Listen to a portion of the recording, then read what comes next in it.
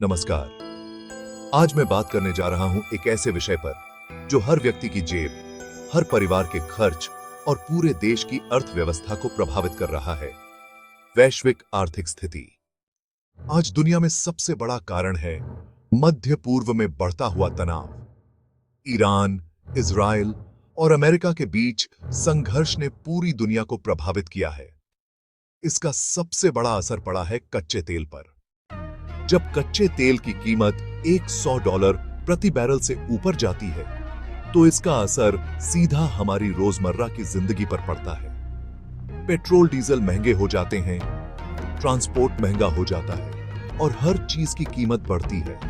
यानी एक छोटी सी चीज भी अब महंगी लगने लगती है। तेल महंगा होने का अगला कदम है महंगाई। महंगाई का मतलब है कम पैसे में कम सामान मिलना। खाने पीने की चीजें महंगी हो जाती हैं, किराया और बिजली बिल बढ़ जाते हैं और आम आदमी की सेविंग्स कम हो जाती है।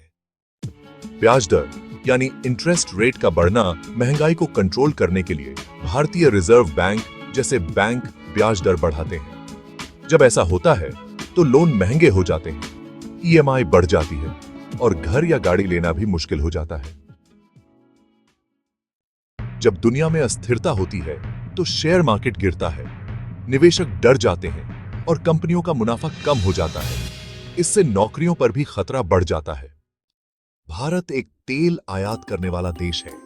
इसका मतलब यह है कि हमें बाहर से तेल खरीदना पड़ता है। जब तेल महंगा होता है तो देश का खर्च भी बढ़ जाता है। इसका सीधा परिणाम यह होता है कि सरकार पर आर्थिक दबाव बढ़ता है। फिस्कल डेफिसिट यानी घाटा भी बढ़ सकता है और आम जनता पर टैक्स या महंगाई का असर साफ दिखता है।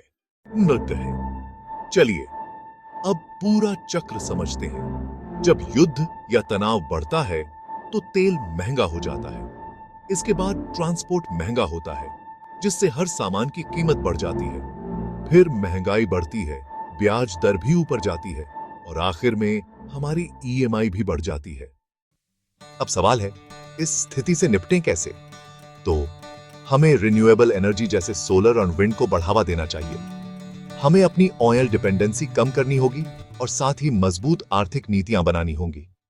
आज की दुनिया में अर्थव्यवस्था सिर्फ आंकड़ों का खेल नहीं है, बल्कि यह हर आम इंसान की जिंदगी से जुड़ी हुई सच्चाई है। अगर तेल महंगा होता है तो उसका असर सीधे हमारी थाली तक पहुंचता है। धन्यवाद।